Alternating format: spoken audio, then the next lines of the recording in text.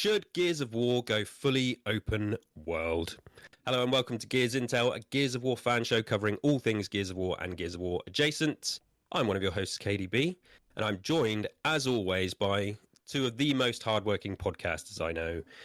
The two other legs to my Gears of War tripod, my Gears Intel tripod, I should say. David and Alex are here with me. I can't even get my words out. This is a fantastic start. It's been a little while since our last episode. Maybe I'm just a bit rusty. That's why. How are you both? David, how are you? I'm great. I'm now wondering which one of the three of us is the penis to this tripod. Took the words right out of my mouth. Who is the prong of the tripod? The third prong. I'm going to say Alex. I remember one of the initial intros I did. I called him the third leg of the... Well, there we go. This trio.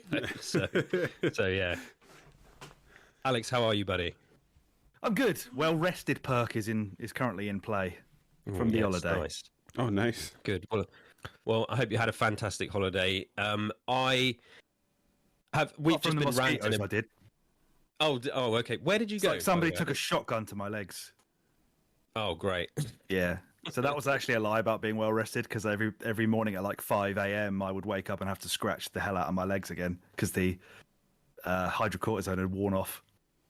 I went to Spain. Third leg. Oh, Spain. We had a villa with its own pool. There you go. That's where the mosquitoes all congregate. Nice. And then they get you when you're asleep.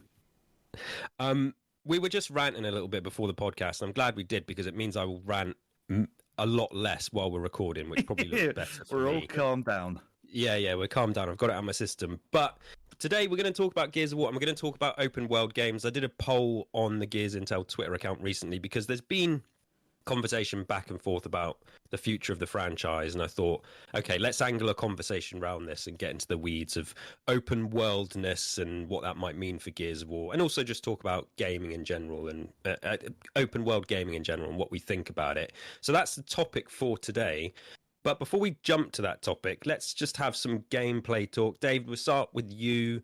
What have you been playing recently? What's on your gaming rotation? What have I been playing recently? Well, other than sort of podcast games, because I suppose if you want to hear me talk about those, then head over to listen to the podcast. You don't need me to go on about those again. So, like, sort of in isolation. Don't deserve it either. You're listening to the wrong show if you want to hear that.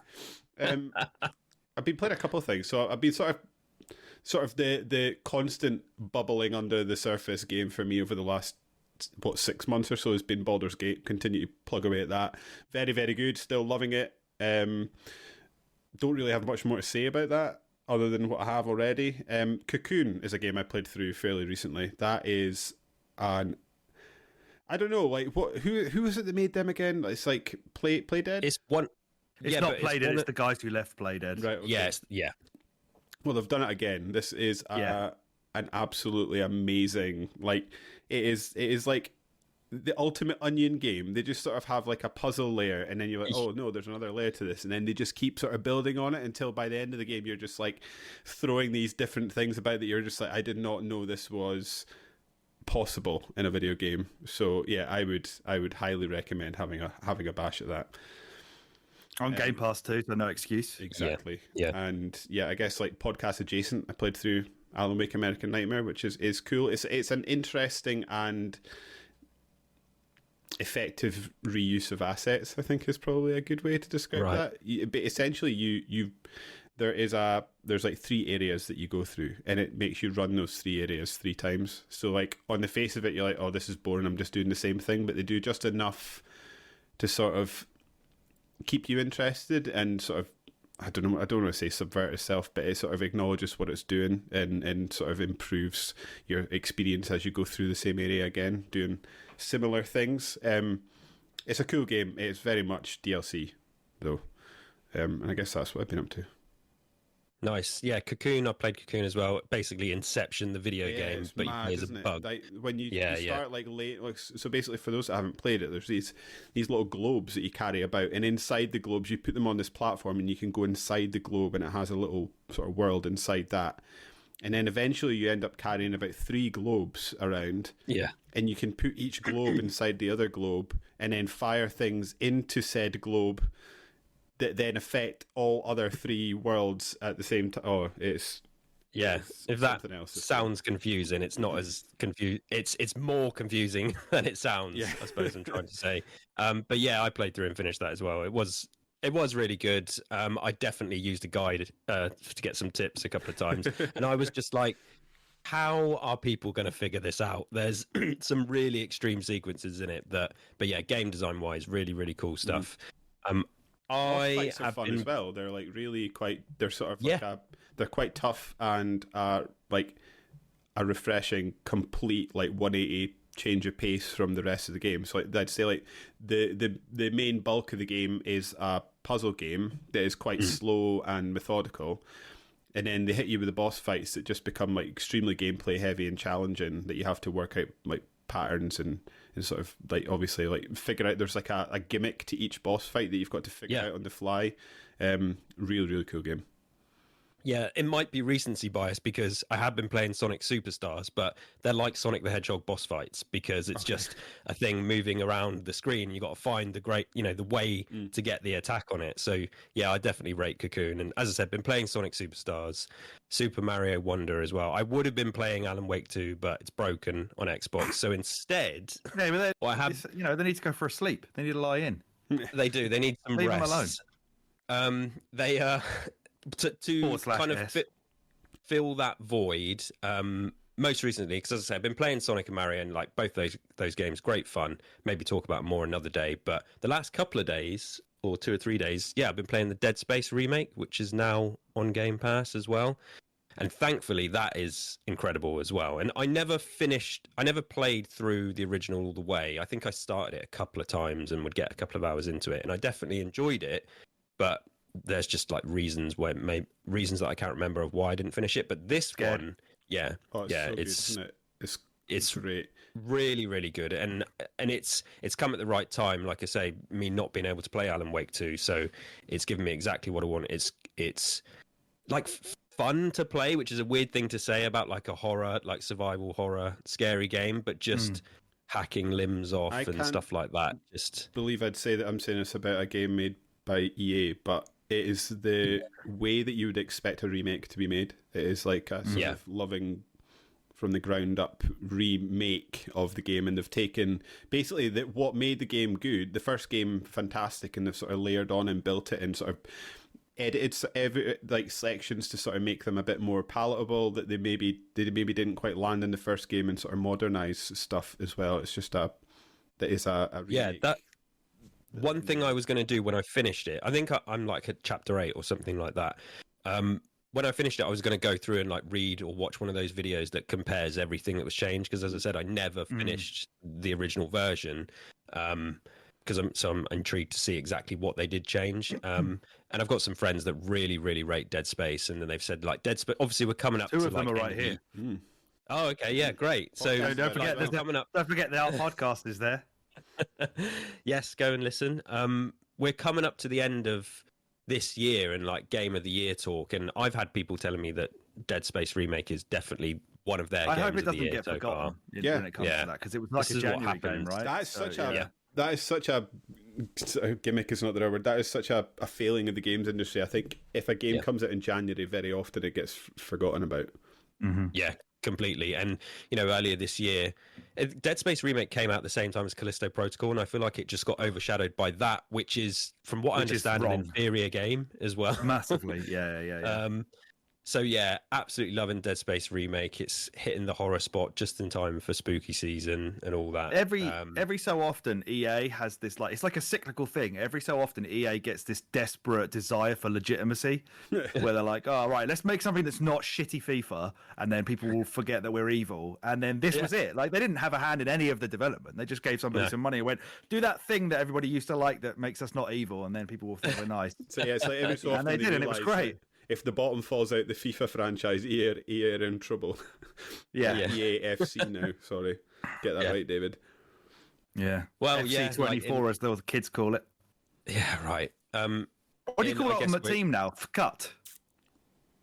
Just it's not FIFA Ultimate Team. It's not because it wouldn't anymore, be FUT. What? Yeah. It's a good cut? question. We are in like an era, like say, of remakes and stuff. So I'm sure I don't know how successful the Dead Space remake was. The fact that it's on Game Pass already makes me think it was not successful and it didn't sell. EA will never say anything successful because they'll never be satisfied until they get FIFA numbers every time. But it does feel a bit more like the Game of the Year stuff and all that. Like, remember this one? Well, now you don't have to pay for it, so make sure you play it this year. Yeah. I also suspect because this year has actually been like a covert. Well, for me, a sort of covert banger of a year. This year's been incredible. Ridiculous. I wonder if the tail on this game's maybe shorter than they would have hoped, because this is the thing. There's just been games been coming out. There's been no breath for people to catch up on things. Two things. It's like, is it be any other year you think, oh, it would be in contention? But then also, I don't know how you both feel about that, but is the fact that it's a remake, does that kind of harm the fact that it should be up for Game of the Year as well? It's the same with Resident Evil 4, which came out this year, which I love. To hear which one you prefer of these two by the time you're done. Yeah, no, I'm going to get through and finish it hopefully this weekend. Alex, what have you been playing gameplay-wise? Well, as I was on holiday, I couldn't play anything massive with me unless I took my Xbox, which would be silly. So get a screen maybe as part that you plug in the back. Yeah. Yeah, like there's like the old school ones. It's like a little nothing briefcase. Silly about that. The only time it's silly is because if you're sitting by a pool, screens aren't good out in sunlight. So, well, yeah, glare ruins all. I remember I did go on holiday when I was a kid, and I had bronchitis. I don't know if I had bronchitis before I went or whether I got it while I was there. Either way, I could barely do anything. So I remember spending most of that holiday playing the Dreamcast that I'd inexplicably been allowed to take on holiday with me. Oh, nice. So that was good. But yeah, this time I took my Switch with me. And as we've been doing a lot of spooky things on A Winner Is You as well this month, I decided to go totally the opposite of that. And I've played quite a lot of Kirby and the Forgotten Land. Oh, I love that game. Which is a really lovely time. Yeah. I've heard stuff recently, like talking about the developers having an interview where they sort of say, like, with every Kirby game, they have to think, like, could a 3-year-old feasibly play this? And so there is that element of, like, yeah, this is a little bit babyish, but it has a lot of clever ways to mask how it's doing that while you're playing it. Like, apparently there's something to do with the collision detection and how it works when the camera pans around, because it's quite a linear experience. And obviously they haven't done many 3D Kirby games ever, certainly not for a long time. So they do this weird thing with the camera angle where, like, the collision detection will work no matter what angle it is. It's really odd, but kind of clever how it doesn't, like, pander to you and patronize you to an extent. But just, like, even though it's not that challenging, just every part of it is just joyous and charming. All the little transformations. Every time he sucks up something massive and he turns into, like, a vending machine that shoots cans or a car or it's just really good fun. And David, I know you've had an eye on it. I thoroughly recommend it if you ever see it. Yeah, I do have a space in my heart for, like, games that are just sort of a nice, lovely time. Like you're talking about, like, sort of lack of challenge. I found that similar with Captain Toad's Treasure Tracker. I just loved playing it. Oh, yeah. It's just a great old time. It's a similar challenge to that, actually. It's more of like an exploration challenge where you've got to try and find hidden things around the levels and use the little abilities that you get to do that. But it's got, like, an evolving element to it now, almost like slight RPG mechanics where you find, like, evolutions to all of his transformations so that you can make, like, most of them have, like, 3 forms. So you've got, like, a sword, and then it goes to a massive sword, and then it goes to Meta Knight's sword that, like, fires projectiles if you've got full energy and stuff. So I had a really, really lovely time with that. Perfect for being on holiday in a sunny country as well. It was lovely. It's exactly the mood I wanted. Yeah. And then I completely agree. Oh, yeah, sorry, just to cut you off. It's just, I think not every game needs to be punishing. It is nice sometimes to just play through something that's really nice looking. And I definitely rate that game. Go on, sorry to... I think after the credits, apparently there's, like, some extra hard bosses and boss rush modes and stuff like that. So I think that's apparently a thing. I haven't played that much Kirby, certainly not to completion, but apparently there's always post-credits endgame content that's a lot more difficult. Kind of like the Mario games, like 3D World and stuff. Good at that. Yeah.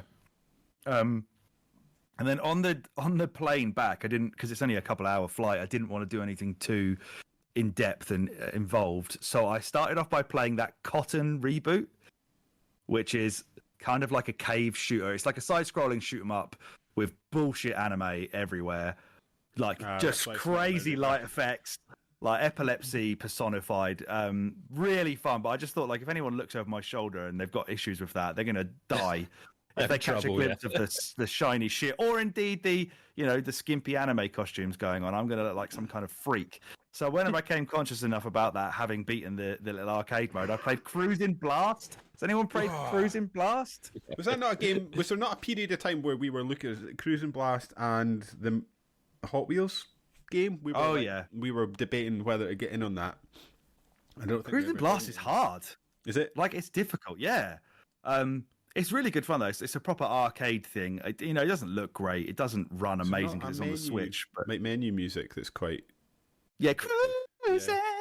Let's go cruising. Oh, it's brilliant. So that's mainly what I've been playing there. I have been playing something else, but I'll talk about it when we get to a later section of the podcast because it's relevant to that. But mainly just lovely Nintendo time on holiday, which is not really appropriate for a Gears podcast because I didn't really chop anyone with a chainsaw or anything. Never mind. Well, yeah, that's lovely to see. Kirby, like, last year was a kind of quiet year for gaming. It was still falling out from COVID, wasn't it? Where people hadn't had a chance to finish anything. That Forgotten Land was in my top 5, maybe even my top 4 of last year. I really, really loved that game. I hope that's the way that they keep it going and they just iterate on that formula. They've apparently said we're keeping Kirby 2D games in the pipeline as well. Yeah. And I know that the two 3DS or two 3DS games are supposed to be really highly rated. I bought one a while ago. I haven't played it yet. I'm pretty sure the couple of the ones on Switch, the 2D ones, are quite highly rated as well. So it seems like we're in a bit of a golden era for Kirby. Yeah. No, I haven't checked them out, but if they ever go on sale, which they never will, because it's Nintendo, maybe I'll pick some up. Oh, although I did get Forgotten Land on sale, I think. So you never know. Oh, great. Okay, good. Sorry, hardcore bloodthirsty Gears fans. I didn't mean to ruin your time with Kirby. We all need a palate cleanser now and again. Yeah. Before we get to the vast open world conversation, David, we're going to take a quick trip to the cog hole. We have the cog hole. Yeah, we have made sure that every single episode we've done so far has had news. This might be just about the most scraping of news, but it's in there anyway. Why don't you take it away? Well, we've not been down the cog hole for a while, so hope you've got your overalls on because it might be a bit fusty down there. Is that a word that people use south of the border? It's a word I'm familiar with from living in your part of the woods, that's for sure. Essentially, this news is KDB has done a tweet and then undone a tweet. Me? KDB? Oh, no, you didn't KDB? do that. You mean Sorry. Cliffy B? Cliffy B. I think... yeah. You're more relevant than Cliffy B these days, I guess, in the Gears community. So Cliff C. Blizbucksky. I don't know. Yeah. Also, I've been waiting for a time to jump this in, but it's not been appearing, so I'm just going to shoehorn it in as like a non sequitur. But I'm a big fan of the way KDB's sitting. So if you're not watching the video version of this podcast, he is wearing a t-shirt. Right. He's wearing a Mortal Kombat t-shirt, but the way he's sitting, it's Moral Combat, which I'm a big fan of. That's the Christian version that came out on that. Moral Combat. That's brilliant. This has been lifted from gamingbible.com. But obviously it's from X, formerly known as Twitter. It's where the actual news source originates. But this reads, and I'll give you a quick synopsis. The creator of Gears of War, Cliff Basinski, has hinted that he knows where the series is heading, and it's very exciting. Allegedly. While we don't know much about Gears of War 6, we at least know that it's in development. Job listings and stuff have been spotted a few months ago. And essentially what this news story is about is it appears that Cliff Basinski knows the direction that the next Gears of War game is going. And if you sort of take that and sort of join it together with other stuff that's sort of floating around the game industry, it appears that they're going to be leaning more into the sort of hint at open world that they gave away in the previous Gears of War game, I guess. Building on that and, I don't know, building out a little bit. But I guess... I don't know. What do you guys think of this? It's basically I know I'm butchering this, but essentially Cliff Basinski made a tweet that says he heard a rumour today from his friend that wrote Gears of War 5 about future of the franchise, and he says, let's just say, and then he inserted a gif from the Django Unchained Leonardo DiCaprio character saying, you had my curiosity, now you have my attention. Do you think there's what do you think about this, guys? I guess is the next jumping off point from this. Well, it's the open world thing that people seem to be. Yeah, I mean, it's hard to say about that. I mean, I guess I found it interesting was it's just more confirmation that something's on the way, because least we it's we happening, talk we talk about the future of Gears. There has been no official announcement ever, and it's like, and Cliff Blazinski has since deleted this tweet as well. So Yeah, I I don't know wonder why. if he was told to delete it or something, because Maybe. yeah, there's been no announcement. So it's just interesting, and he's not involved with the series in any way, but and he's often kind of said that he's not a fan of the way it went in 4 and 5, or he has issues with it. So he's maybe kind of implying it's harkening back to some of the roots of the franchise that he's more into. It's difficult to say. It's all conjecture. Like I said, we're scraping for a news topic here, but I just thought it was interesting that he put the tweet out. Yeah, Alex, do you have any thoughts on this? My thoughts are mostly around why did he delete it, and I guess you're right. Maybe he was just told to, which doesn't sound good. And either way, the only way it's good if they tell him to delete it is because he spoiled their own reveal that's coming imminently. Otherwise, it's I don't know. Either he was chatting shit for a desperate cling to relevance, or we haven't got anything to announce yet. What are you talking about? Like, get rid of this. Yeah. We're going to disappoint people if you leave this up there. So yeah. We just want concrete stuff. We're trying to make a podcast here, for crying out loud. I know. It would really make our lives easier. There's more entertaining. We've got we wouldn't be scraping for just a whole episode about open world. And this news story says that they're I don't know where the speculation is coming from, but this news story says that they think that they're aiming for a 2026 release date, and that we might not even get a release date until 2025. That is so long between Gears games. Do you think that means there's problems going on? Because this is like a long time between games. When was 5? 5 was 2019? 2019? Yeah, because the Series X came out 2020, didn't it? So yeah. So there was 7 years between the 2 previous Halo games, so it's not unlike Microsoft to do this. And we've kind of said though that there's enough in that, not that it's a bad game, but there's enough in the sort of previous 2 Halo games to suggest that there was a bit of development hell going on there. I think I've maybe spoken about this in this podcast or a previous podcast, that there's elements of, I'm going to get them mixed up. Is it Halo? What's the most recent one? Halo Infinite. Obviously, they went open world with that. And then there's bits of the previous Halo game in which you've got to walk around a camp and speak to Spartans and different people in the camp and do missions. 5, yeah. Yeah, there's enough in that to suggest, to me at least, that they were at least thinking about open world in that game before eventually sort of going back down the sort of more linear route that they ended up being. And then I guess that they've sort of touched on the open world stuff in Gears 5. Which we'll talk more about that in a minute, because that's kind of going to be the crux of this episode, and that's sort of why I included this tweet, I suppose. It would be great to have some concrete news soon. I imagine they've had to seriously think about the direction they take it, just because the shooter genre and the way games are with live servers and stuff, they need to kind of pick their route, which is maybe why it's taking longer than expected. The aforementioned Dead Space potentially is a signifier of how that can't always be guaranteed to succeed if you just stick with a straight up shooter that's 10 to 12 hours. Okay, well then let's move on to the main talking point, which is open world games, and should Gears of War go open world, which we'll kind of wrap up the conversation with. But starting more broadly, Alex, do you like open world games? I like a very specific brand of open world game. I don't like the Ubisoftification of open world games. I am totally burnt out on things like that. I think I've long been a proponent of the way I want an open world to function is as an immersion in story and narrative rather than an immersion in the world itself. Because if you look at something like a GTA or a Far Cry or whatever, they build these massive worlds with loads of live systems that sort of dynamically function to make it feel as if it's lived in. And that way you can immerse yourself in the world in a way that, like, you can go anywhere, you can do anything, you can talk to people, you can kill people, you can steal, you can drive, whatever. But none of that really helps to keep the narrative chugging along if you're just pissing about, mucking around. Like, anyone should, with a sense of urgency, would never do the sort of things that you end up doing in most of these open world games. And certainly if you're going looking for collectibles or map markers and stuff, to actually pass that out in a logical way and think like, why would an assassin go and look for feathers instead of assassinating people? It doesn't make any sense.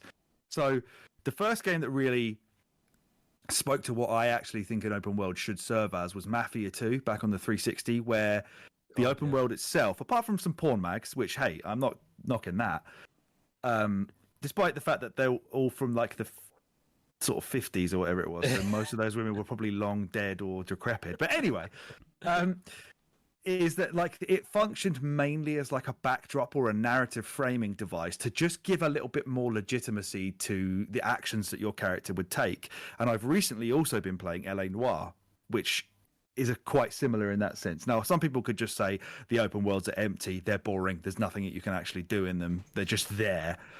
But I prefer that because, as I say, it's like a framing device for the story. So if I am a detective in 19 whatever it is 20s LA, then I don't mind having to drive to the crime scene because that immerses me in the character, because that's what he would have to do.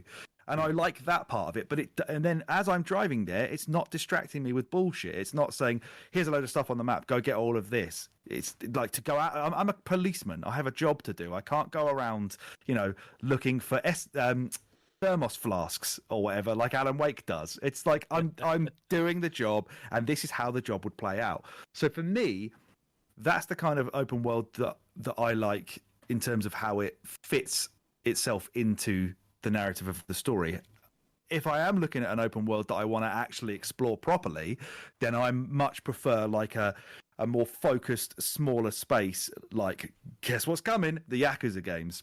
Because not only have they somehow carved out an interesting setting that they've repeated about 7 or 8 times now, they keep it small, they keep it focused, they keep everything in the open world to be... Any additional things is either like properly optional bullshit stuff like, bowling or karaoke or all that nonsense that you can just go and have fun with for a breather, or it's all related to a side story and everything has a little bit of narrative to it. And most of that is the most interesting parts of the story, or at least the most amusing and fun parts of it. So when they've created this familiarity with Kamurocho that they've kept bringing back over and over again, you learn it. It's almost like something I can map out in my head now. If I know something's in like Tenkaichi Street, I know where I'm going. And then incremental updates to that open world that they bring out in subsequent releases of the game actually mean something to me, because it's like, oh, they've built a new building over there, which is like I can, now familiarize myself with a slightly different layout rather than another giant map filled with quest markers that I have to learn and be overwhelmed by again. So my open world games need to be not full of nonsense and checkboxes, and they need to have fun side activities that are all story based, and it needs to just be, I just want it to be like a smaller little sandbox I can play in rather than this massive sprawling, it takes an hour to walk from one end to the other. I don't want anything like that. So yeah, that long-winded answer is what I like in open world games. No, very well said. And it's funny because when I think about like my favorite games of all time, if I thought about the top 5, none of them are open world games. But then I do really love the Bethesda games, as you know. Yeah. But then what I think that is, and Bethesda, story is a big driver with Bethesda games. And also, but when it comes to something like Fallout, which I'm a big fan of, I just think it's the style more than anything. Like, I actually don't even really care that it's open world. It's more just the flavor of the game, the story, the kind of dark humor, and the 50s sort of, retro sci-fi thing. Because, my favorite games of all time are much more linear and story focused. And I think about this sometimes, how I kind of when my love for video games really, really came alive, it's when they started to be a bit more like movies. And then, but ironically, that's kind of what I like less now as well. So it's weird. Like when I think of, the early Resident Evil games, and I was like, these are like the horror movies that I love. But now sometimes you can play games that try too hard to be a movie and they just become walking simulators, and it sort of loses the point of being a video game. So it is a difficult balance. So for me, like broadly, I would say I wouldn't call myself an open world game fan. I'm not like you, like the way Ubisoft's gone with Assassin's Creed. But then again, I think about Assassin's Creed Origins, which I do really love, but again, that's a style thing. It's the fact that it's set in Egypt, and it's that kind of history and iconography is something that I've loved my entire life. I've tried to play some of the others, and they are painful to play, and dull, like you say. The quests that are lifeless and just there to kind of add gameplay time, it really sort of winds me up. So yeah, it's strange. It really depends. I think story and style have to sell it to me. The fact it's open world is kind of irrelevant, and but we are in a time where people demand more. They want, or it's almost every, so many games that come out are open world, but they're almost not even sold on the fact they're open world. Spider-Man 2 has just come out. It's not sold really as an open world game. It's sold as a Spider-Man 2 game, great story, but then there is this big city that you go around. And again, I don't know how well that's executed. I haven't played it. Well, there's like a wingsuit now, apparently, that makes a lot of the traversal around the city a lot quicker than it was before. So maybe even they know that. And it's weird because, like, critically, you often see games that are like focused, linear, 20-hour games get really high praise, but they don't sell anywhere near as much as open world games. So it's strange. It's like the critical part of the industry doesn't like them anymore, but the commercial side still laps it up. Maybe it used to be a thing with low attention spans. I don't know. Yeah, no, I mean, it's a fair point. And like you mentioned GTA, it's like those original GTAs, the fact it was like, oh, there's this big city you can explore. That was a big selling point, and it was like, definitely, it was impressive at the time, but it's definitely kind of Ware's thing. But yes, so for me, it's like broadly, I'm not a fan because my favorite games of all time are definitely more linear, sort of structured games. But I do like to dive in. Obviously, Starfield I've been playing, which is... But again, I almost don't look at it like an open world. I'm looking at it for the story-based quests and stuff. Like, I don't, people have complained about Starfield. It's like, the exploration and open world is really rubbish. I'm like, I don't really care. I don't want to spend 20 hours just walking around planets. That's not really why I'm playing a Bethesda game. So yeah. But David, what about you? Broadly, open world games. Are you a fan? I was actually being... Excuse me, sorry, I'm coming off a cold. I've been sort of thinking about what you've been saying, because it's... I think if I was someone who was to go, do you like open world games? My instant reaction is yes, I absolutely love them. However, I don't disagree with anything either of you have said. Like, I speak to Alex endlessly about this, but I really hate the Ubisoftification of open world games. Like, it's just content for content's sake. I'm not a fan of that. But then when I think of other games that I've liked, like, well, Mafia 2 is a good example. The Witcher franchise is another one. What's another one? Like, a lot of the Bethesda games are the same thing. And like if the content is interesting, I will engage with it, and I love to explore it. Like, there's a certain amount of, and I think this is just an issue with the genre. Is it ludonarrative dissonance? Is that the thing, the sort of buzzword for it? In that, like, the action, like, because Alex is totally right. Like, sometimes, or very often, the world is ending, and you've got to go and save the world. Like, Mass Effect keeps doing it, and The Witcher did it when he was looking for his daughter. You wouldn't go around collecting things and helping someone find their lost granny, or there's someone you help with a frying pan in The Witcher 3. You wouldn't do that if you were looking for your daughter. I wouldn't even help a lost granny on the way to work. No. Not only if I was saving the world. I just think it's the quality of the content. Like, I am not into...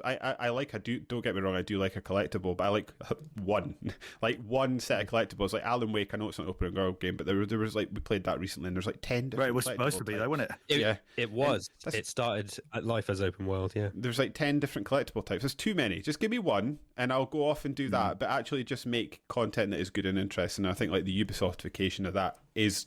Like I say, just content for content's sake. Where's a tower I can climb? Here's some feathers I can go and get. Have I killed like 16 different boars so that I can increase my backpack size in Far Cry or something like that? I'm not interested in that. Again, to sort of go back over an old one that I've already mentioned, The Witcher is a good one. Like, everything you encounter in that world feels meaningful and interesting. And you were talking about the Bethesda games as well. Like, that's another one that it's not necessarily the open world that's interesting, but there's so much in the world. Like, you can go off, like, I don't know, like Skyrim, for example, and do the Thieves Guild for a while. And that's like a 5-6 hour campaign that is just like this small campaign within a a bigger world that you can sort of ignore everything else while you're doing that and go off and do that, and then you can go off and do the Fighters Guild or the whatever. Like, there's just stuff in that to engage, because other than that, I generally I kind of agree with Alex to the extent that, like, an open world is a good narrative device in that it makes you feel part of a bigger whole. So, like in LA Noire, for example, moving around the city, you actually are a like insignificant little piece of that city. So I don't think there's anything wrong in actually acting like that. You don't have to be the most important being in the city that everybody's going to stop and look at every time you walk down the street. No, you're a small cog in a big wheel. Like, and I think I quite like it when games do that and make you feel like you're part of a city, because part of creating an open world is one that feels real, and being real in some regards, depending on what game you're making, is to just be that little insignificant part of it that you can go off and have your small story while the big city exists around you. But then again, to make myself sort of undermine myself, like, the opposite of that is Red Dead 2, which I adore. So I think it just has to, I have a space in my sort of heart for all of them if they're done right, but map vomit is not the way to do that. Mm-hmm.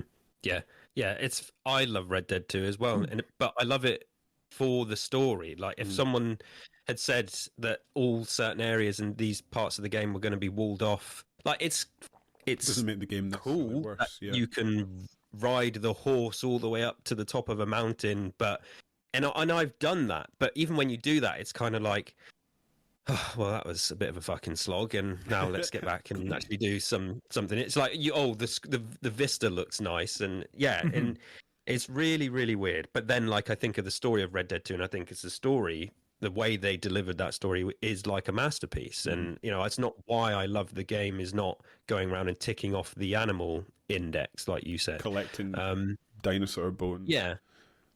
There's definitely a few more sort of criticisms I want to get out of the way later for open world, but let's just quickly circle back and touch on maybe some more examples where we think stuff was done really, really well, and maybe why it was done well. And I did mention Assassin's Creed Origins, but then very weirdly, another one I wanted to touch on was Elden Ring, because it has to be touched on. Yeah, it's like, that is a game that's so open world. And then I've just sat here and said, oh, I love playing open world games for the story. It's you got to really work to pull the story out of Elden Ring. And it's like, but that's like a perfect example of just the discovery nature of things. That like, basically is the story you make yourself, isn't it? Yeah, exactly. You're dropped into that world. And I had never, not even with Bethesda games, I remember playing Elden Ring and being so kind of keen to go over, like, the brow of a hill and see what would be there and see what I could find and not be told where to go. There was something quite magical about that. And I know lots of people love Elden Ring, but then it's also weirdly divisive. There's a lot of people that don't like it. And I definitely fell in love with that game. And it's open world presented in a very different way to the way open world games had been up to that point. Is it not just because you're not like putting a point on the map and running in a straight line to press X next to a stone to collect something and then running in the other direction? Like, it's just it knows what it is, and it right? But then also at the same such time, a bad explanation, isn't it?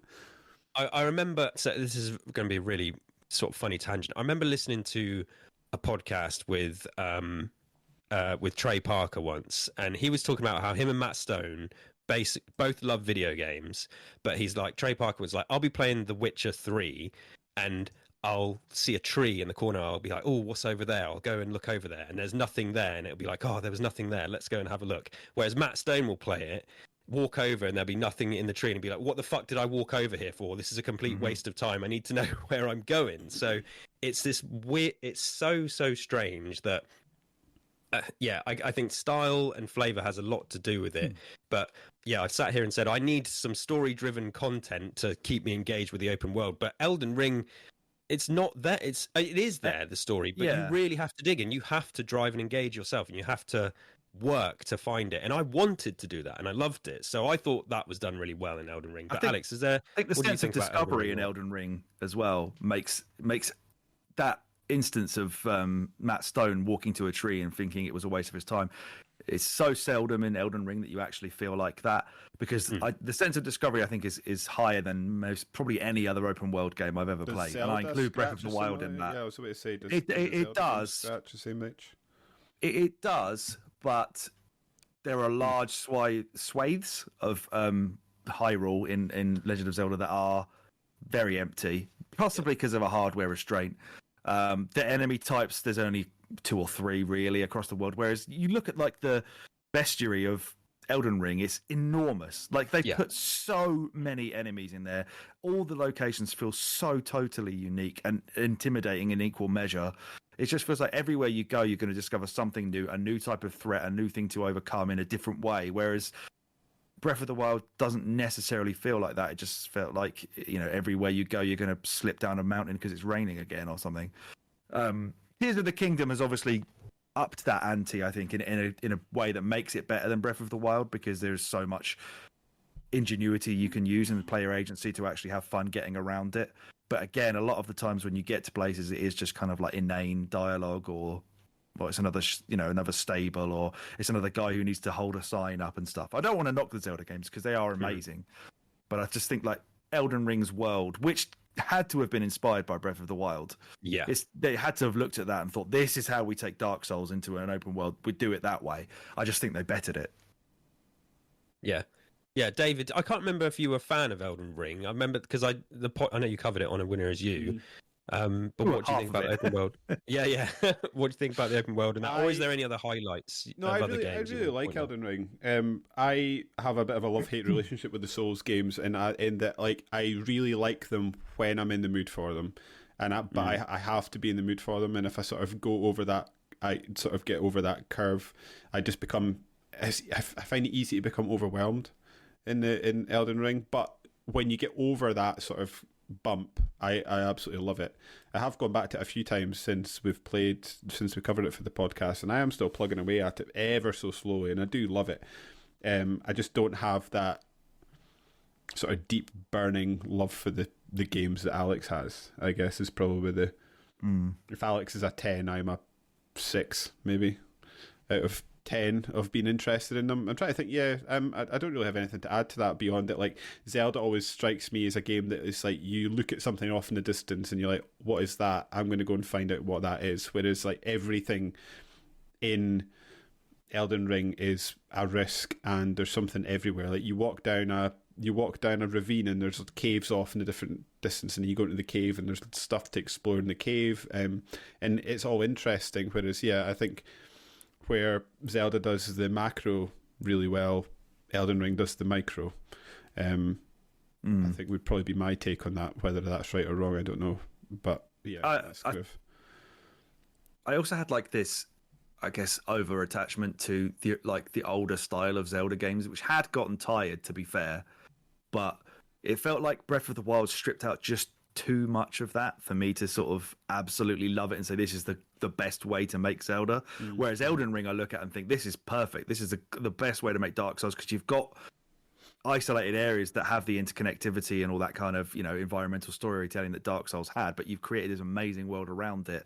Whereas Zelda, it felt like the world was it, and the dungeons are gone, and the story was basically not there, and all the story that was there was in the past and flashbacks, and that sort of limited like the feel of it being a Zelda game. It felt like a complete reboot of the series, whereas Elden Ring felt like the epoch of the series, if that's the right word.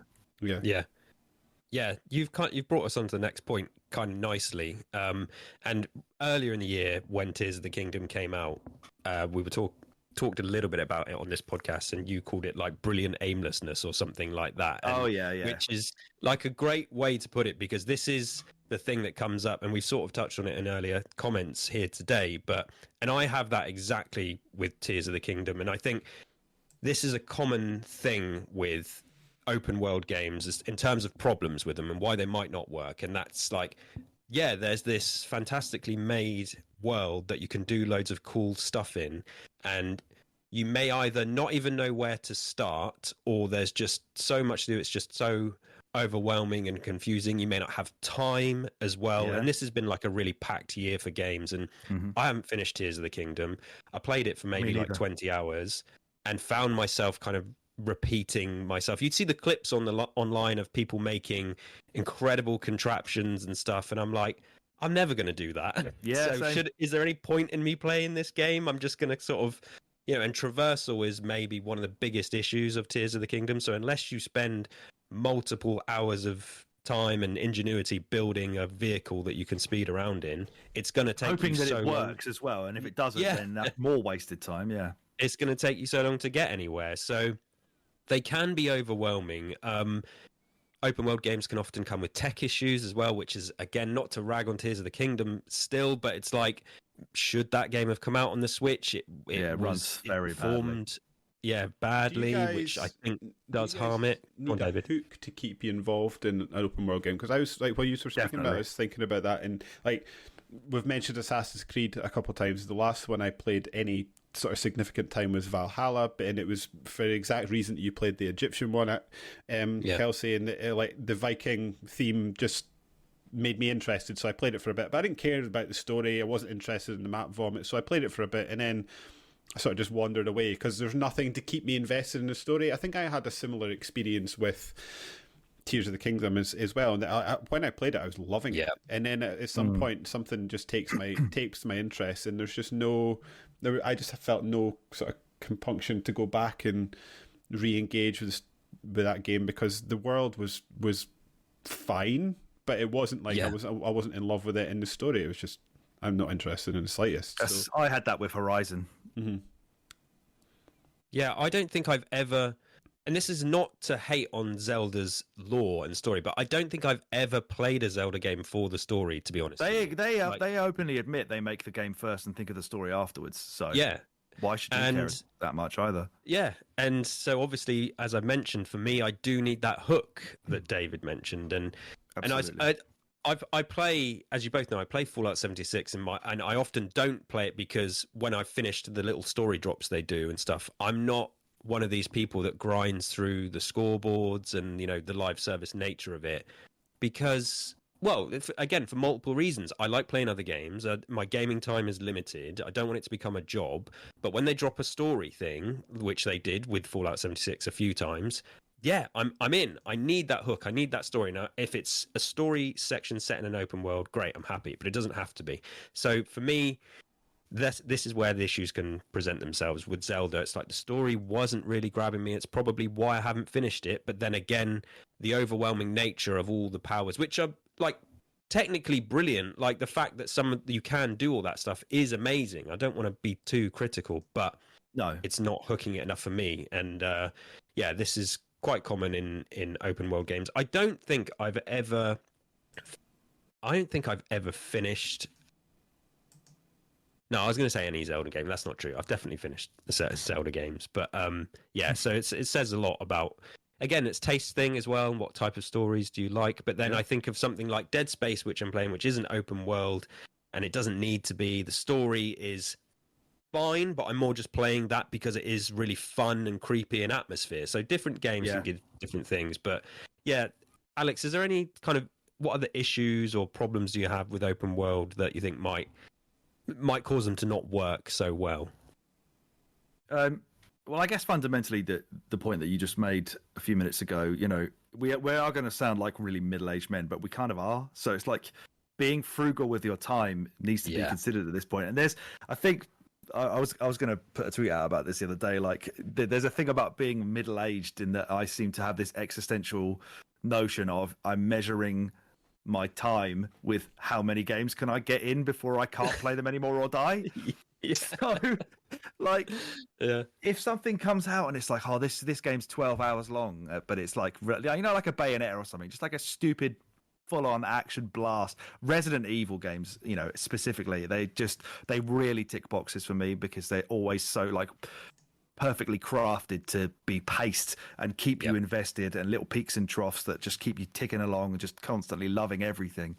But open world games, sometimes you have to make that or find that, and it's an effort to do so. I don't know if there's much else that I could bring up that we haven't already touched on in terms of issues with open world games.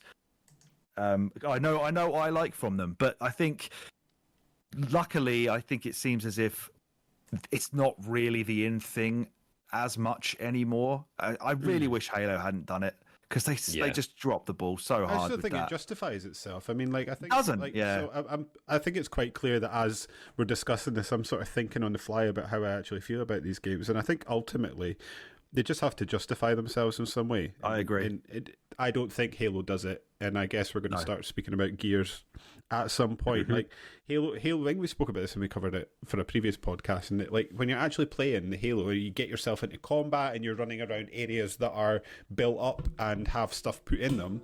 Halo's as good as it's ever been.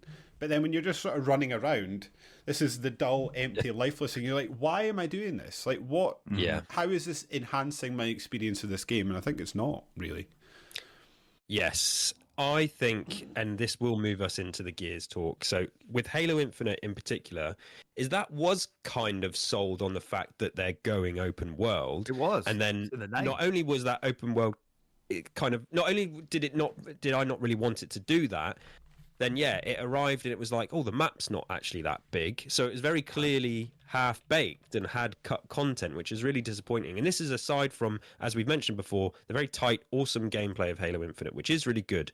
But that aimlessness and that emptiness was there for Infinite, which is a shame. And then leading into Gears of War, and we're going to talk about Gears 5 a lot in future, and there's a lot I really like about Gears of War 5. If Halo Infinite felt half-baked as an open world, I think the testing the water that Gears 5 did with the open world aspects felt like I was playing like beta alpha sections of the game. There's essentially a couple of different biomes. There's like the sandy desert, and then there's the ice area. And both of them, you spend a lot of time using the skiff to just get around really long distances, and it's not like, oh, there's not much going on in between point A to point B. There's nothing going on. It's just it's just a huge open space with like 3 different points that you go to. You don't really encounter, interesting groups of enemies doing stuff, or, I think there's maybe like one side quest and stuff like that. It was really like, not only this, it didn't even feel like an attempt at open world. It just felt like empty sections of the game. So I was really disappointed with that.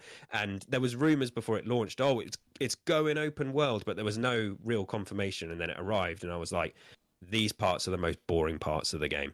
I don't even think it was open world, was it? It was just like you had to get to the next bit. It was like the Mario 64 castle, right? It was just this empty. Yeah, it was like the opposite of Starfield. Like Starfield takes away getting there. Gears of War's like, no, let's fucking put it in. Put them on a sledge. Go on, off you go. It was like the world's most sedate hazard awareness test. Like, oh, look, a rock. I should probably brake for that. It is exactly that. And it's such a shame because, like I say, there's lots of good around it. So everything that's not the open world in Gears 5 is really, really good. Yeah. And I came away... I understood they wanted to go vast and expansive, but it was just, it was a bit of a misfire, that open world aspect. Like you say, it's not even open world. It's just large sections of empty maps, and it's like they're kind of testing mechanics and ways to do it. But let's talk about that more a bit. David, do you remember when you played Gears 5 and what your sort of feeling was towards those sections in the game? I thought they were completely needless. Because this is why I've been fully aware that I'm going to say this as we've been talking about open world, and that like we spoke about being dull and lifeless. I just think that's exactly what it is, and it doesn't enhance my experience of a game. There's no reason for it to exist from a gameplay perspective, unless you really love skiffing about. But I mean, sometimes did they try and make them have a conversation? I was trying to think. Yeah, they did the old on the travel. The old. What would have been in previous games, Marcus Phoenix walks slowly with his finger in his ear. Well, fine, we'll put him on a sledge really fast then if you're complaining. Fuck you. Yeah. I was trying to think, I think there's collectibles hidden in that open world area. There are. A few. But that's it. And I don't feel like having them there enhanced my experience particularly. And I think the game probably would have felt more focused if they had just cut that right out. Yeah. How can they design a game that's Gears of War and put that in it and think this embodies what this series is about? I'm glad we did this. Imagine if they actually thought about what Gears is and made it open world. It would be just like mind blowing. If they had like just fucking locusts everywhere and you can't move because you're just going to get done by e-holes and all this, like, it would just be full on blockbuster. On a grander scale, there's like a Days Gone sort of Gears of War style game you could make where you like, and then you can add base building elements to it where locusts will try and wreck your base and you've got to go out and recon to get supplies to make your stuff better. Like, I mean, they've done it to a certain extent in the Horde mode. Like, let's build on that and try and incorporate it into the single player aspect of the game. But no, they just stuck a big old map on it with nothing in it. The same with Halo, though. But it's like twice Microsoft have done it now. Every time, but that at least had enemies in it. Yeah, you'd like Gears of War. You're the last bastion of the human race trying to fight off these invading forces. But it doesn't matter because if you're out in the open world, there's none of them there. It's a leisurely cruise. Empty open world leisurely cruise in Gears. Then their next open world game was Halo, where they've added a few enemies to this empty open world. I wonder what they'll do next. Some lads having a campfire there there. There you go. What do you want now? Yeah.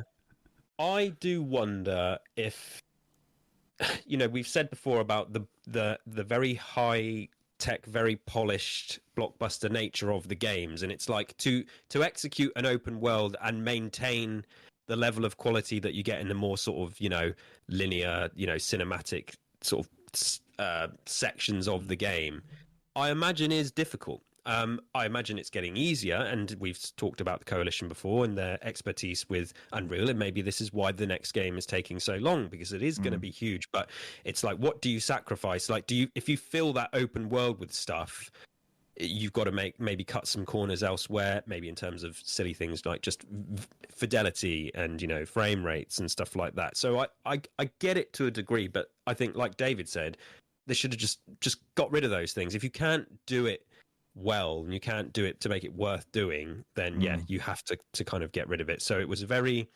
weird way to just get some extended exposition in there, very dull, and it added too much to the game that I didn't think need to be there. I do think that imagining Gears of War as well. I don't know if either of you remember the opening to Gears of War 2, where there's like, you're on the big walking machine. I can't remember what it is, and you're basically, you've got your guns and you're just taking out crowds of locusts that are coming out of the ground. But with Dizzy. So it's like, yeah, that's it exactly. Yeah. So that's kind of what you want, like David and like Alex, you've said, with e-holes going off and little sections that you can hunker down, or you find a lost group of survivors and stuff. It's like, you can see it working. You can see it working. Even with the Krill element to Gears franchise, there's a night cycle you could add to be like, you could go out exploring during the day, but you've got to be back at your base at night, otherwise you are in trouble. But I just don't see. I think Microsoft continually. I don't know, maybe I'm being harsh here, but I think there's now an established pattern with Microsoft games, and maybe they're just going to overpower it by buying all the video game studios on the planet. But they just seem to struggle to get games out, like finish them and get them out. They do it time and time again. Maybe Bethesda's a slight aside because they seem to be off in their own little siloed corner. But there was what was that vampire game recently as well? That felt unfinished. Redfall. Yeah. Redfall, yeah. There's just there's a level of quality that they seem to be able to get their games to, but they just can't seem to get them out and complete. I think, in my mind. Yeah, if you try to, and you've talked about this before, David, if you try to chase trends as well, you're going to fail, because games take so long to make these days that something gets popular and you think, oh, let's do some of that with look at the Suicide Squad game that's coming out. It's like, was going to be a live service game, and it's going to eventually come out like 3 years after nobody wants any more live service games. So it's dead on its ass already. And what they've done is, because it's taken 7 years to make, because they want it to be so high tech, and, you know, they want the fidelity to be great. They've missed the boat, and maybe Gears of War has been in danger of, and maybe they've seen that happen with Halo, and this is why Gears of War, they're taking their time. They really need to be careful about the route they go, because if they've tried to chase the route of Ubisoft open world or live service, it may come back to it may backfire. And there's a word, I don't know if either of you have heard this, that's a new buzzword in the gaming industry, which is expand alone. Have you heard this word? No. So No. this is kind of like a thing that's happening more and more because games take so long to make. And we're going to touch on the future of Gears of War to wrap this up, and whether it should be open world. But we see games like Spider-Man, like Assassin's Creed, like Gears, so Hivebusters, Miles Morales, Assassin's Creed Mirage, these things that are essentially large DLCs, which are now effectively becoming their own games, because that's the only way to maintain this level of quality going forward. If we want, for people that want, it's not Cocoon, it doesn't take like a year or two to make, it takes 5-6 years to make these games. So you launch with something like Gears 5 or say Gears 6, which is this huge epic thing that's taken 8 years to make, and then it's like, but to keep life in the franchise and to keep people spending money in an era where nobody really wants to grind out live service, instead you're now just releasing substantially larger DLCs and selling them as standalone expansions, which I think is well basically gone full circle back to the 360 era, haven't we, really? Exactly. Which I kind of like. I haven't played Assassin's Creed Mirage, but it piqued my interest because I thought, oh yeah, that sounds good. They've stripped it right back. It started life as a DLC and they've padded it out a little bit, and it's only like 40 quid or whatever.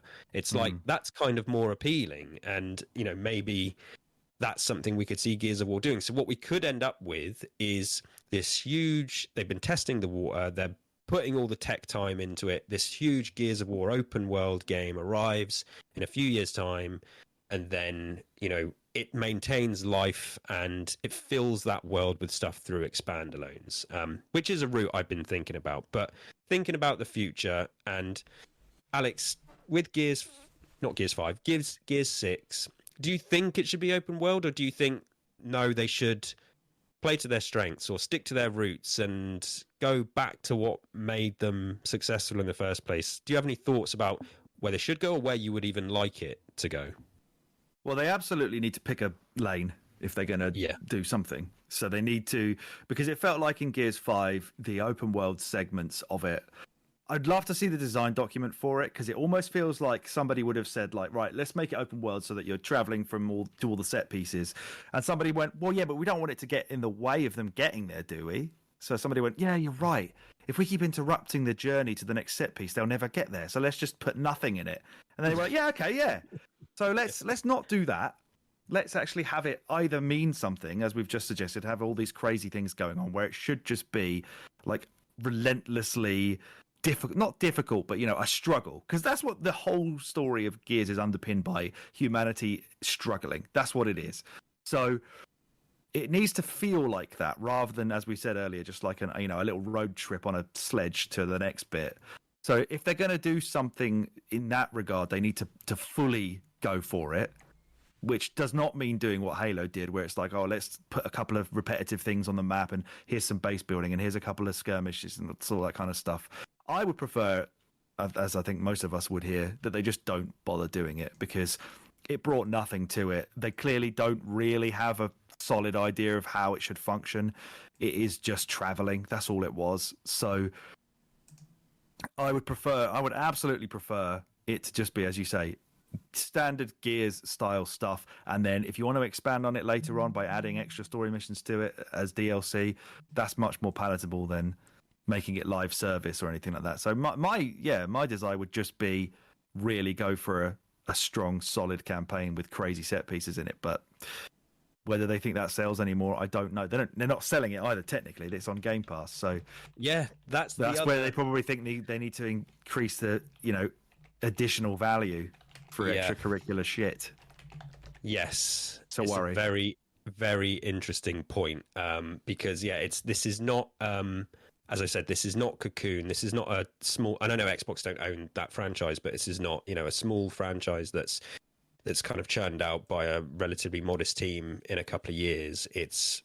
They've made a rod for their own back by Gears being this powerhouse technical showcase that it always has been. Yeah. So if you put out a stripped back version are people going to be disappointed? I don't think they would. I think, I wouldn't be disappointed as long as it looks. I think it can look nice without being 60 hours and having open world. And I'm not stupid, and I understand that coming to Game Pass, and we've seen sort of this new practice of selling early access and stuff to get some of their money back, which, depending on what's being sold, I'm kind of fine with. Like Starfield did it, I pay, and you get the DLC that's coming out. It's like, I was happy to play it, and I've got a lot of time out of that game, and if I had played through it and not paid a single penny, there is a part of me inside that's like, okay, yeah, I paid the Game Pass subscription, but I also, not that Bethesda necessarily need the money, but you kind of want to reward and support the things that you enjoy. This is why I tell people, like, if you love music, go and buy the merch, go and buy the vinyl or something. Don't just listen to it on Spotify. So I'm not averse to spending some money. When it comes to the future, I'm with you.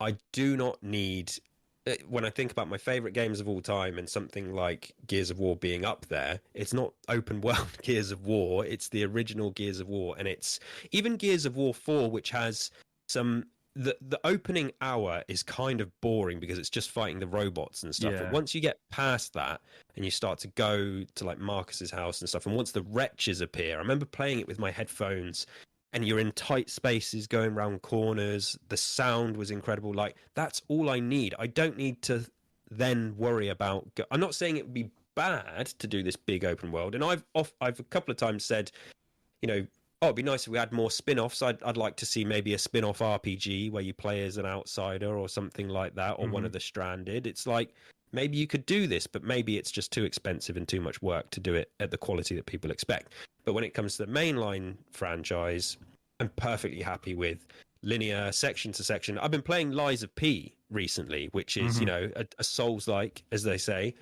It's awesome. It's not open world. It's very classic Dark Souls, section to section. And it's like one of the best games I've played this year.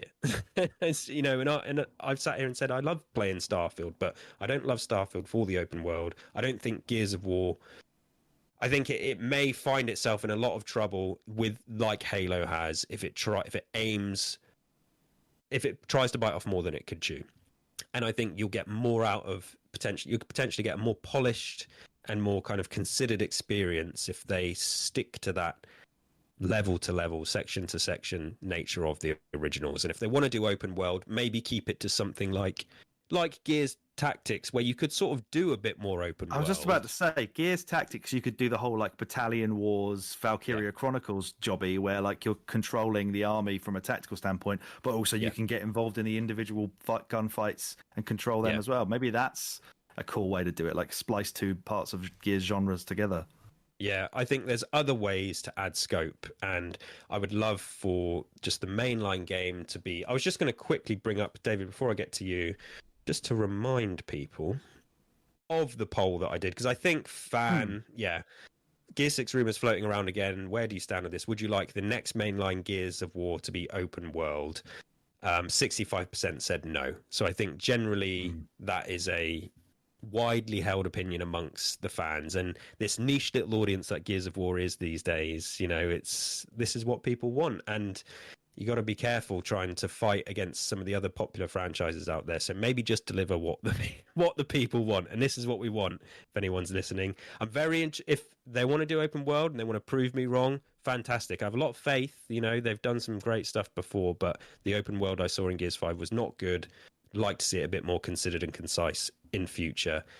David, what do you think about the future of Gears of War? Should it be open world or not? I think my gut is, like you guys know, I would rather they were a bit more considered, concise, and just focused. That the open world section felt like a bit unfocused to me. But I'm not against it. I mean, linear games can make the jump. I mean, we spent a bit of time speaking about Elden Ring. The Souls games have gone from linear to open world, and I think it can be done if it's done properly. I just think, sort of speaking in the bigger section, because I can't really add anything to what you guys have said, I think Microsoft need to get better at leveraging the IPs that they've got and getting IPs out the door. We need more Gears games, we need more Halo games, and I don't think Microsoft as an organisation have shown, maybe that will change, but I don't think they've shown that they have currently the chops on board to create an open world game that is engaging and makes me want to mess around with it outside of Bethesda. So I think maybe stick to what you're good at, like what Alex says, pick a lane. The Gears franchise has a clear lane, and I think those games are very good. Stop chasing